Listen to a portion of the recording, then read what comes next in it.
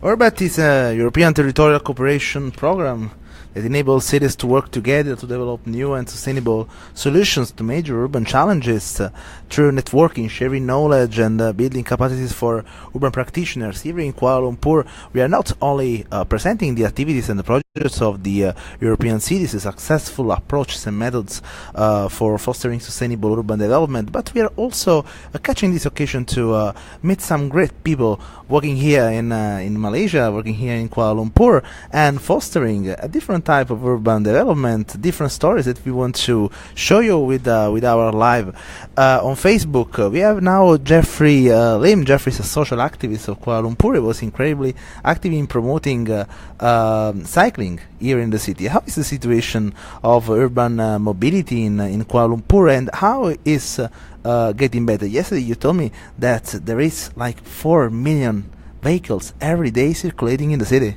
It's crazy.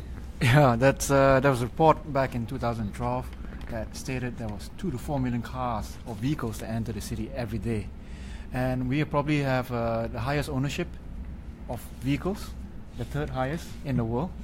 But of course, we just cycled on a brand new blue color lane this morning with the Minister of Foreign Trade and the UN Habitat Executive Director, our mayor and assistant mayors, and we cycled down this new lane, freshly painted. That's the thing that I noticed when I got here in Kuala Lumpur, that there was this very big blue line circling around the convention center. It's like a permanent heritage of this event to the city. Yes, it is the first ever cycling lane in the CBD. So I think in Southeast Asia.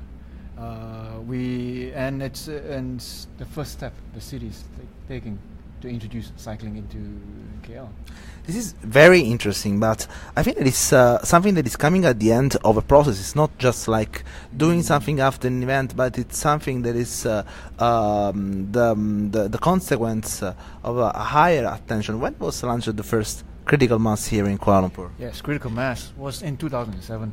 And at that time, it was very underground. Of course, critical mass is all underground. And here we call it massa critica, which means a double meaning, critical time. Massa, it means time. Massa means time, so critical. And at that time, we had peak about maybe 1,000 cyclists. Most of the time, it just fills up the entire street. You know, from end to end, you couldn't see the end of it. And that was a great time. I think that was a great time to see this movement start in KL. And it gave birth to a lot of movements. How did you start to be an activist on bike? Why do you think that it's useful and important for not only for Malaysia but for Southeast Asia to have this kind of activism to promote different lifestyle for people? Well, I think it's about consciousness. You know, we can't go on living the way we are, consuming so energy and stuff. So we have to start thinking of how can we actually live sustainably? How can we actually build resilience, culture? And cycling is just one aspect of it. And did you see some progress along the years compared to when you started in 2005, 2006 to be activists on this? Do you notice some changes? How the city of Kuala Lumpur is changing? Tell us more about how it's living in this place. I think it started with a revolution of consciousness.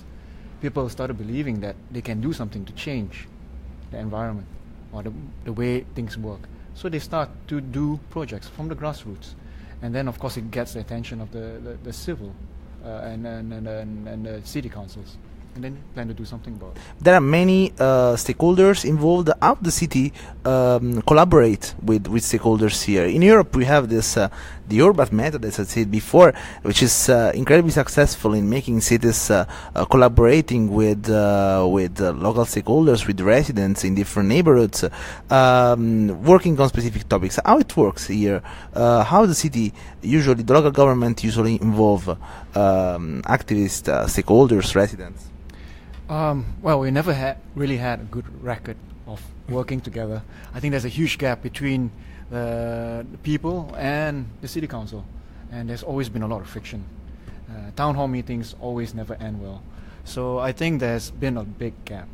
But a lot of activists are starting to understand that, you know, in order to bridge this gap, you have to be the bridge.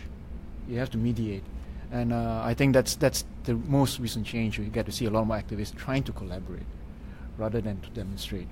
I see in these days on the newspapers that the World Urban Forum is considered as one milestone towards a better Malaysia in terms of better cities, more integrated cities. Do you think that this event can have positive consequences also in terms of making better quality of life for residents here in the city on a medium and long term? Oh yes, I think on a short-term basis, it's brought a lot of people here, brought a lot of attention to the city, and put a lot of pressure to how we want to show ourselves off. And I think what's important is that there are many steps put in place, not only for now, for midterm, and also for long term. So I think that's great. There's a lot of pressure here, there's a lot of eyes, and it's actually making things more transparent and accountable. What are the most important urban challenges that Kuala Lumpur lived in the last 5 years, and how these challenges are evolving? Challenges. Well, I think first of all is with influx of people that are coming in, and then and the world economy that's happening. So of course the oil prices dropping. So how can we adapt? How can we change? How do we build resilience? So I think this is not only in terms of the city, but in terms of the entire country. Can you mention me some good examples, some good practices that are coming out from the bottom, from the grassroots level? Okay. Well, for one is the cycling movement. I think that was great. That's something that I've been behind for quite a while. Tell us more about how did you start to design a map for cyclists? Oh man, it is a long story. But as like designing a map, I started in 2012.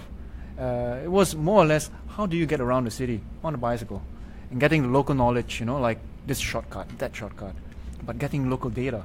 Because I don't know everything, so I have to source this data from local community, and it started from there, and it became much bigger than I expected. And right now we just have a new blue lane on the roads. So you have this amazing map that we see here, which is incredible because you find a lot of great information, and it's written in English, Bahasa, and Chinese as well. That's so right. It's 3 languages. Well, I knew I had to reach out as far as I can. It was supposed to be in 4 languages with Tamil, but it was a bit too difficult for me. So it's in 3 languages. It covers 110 square kilometers of KL. It took me 2.5 years to complete and print the first version.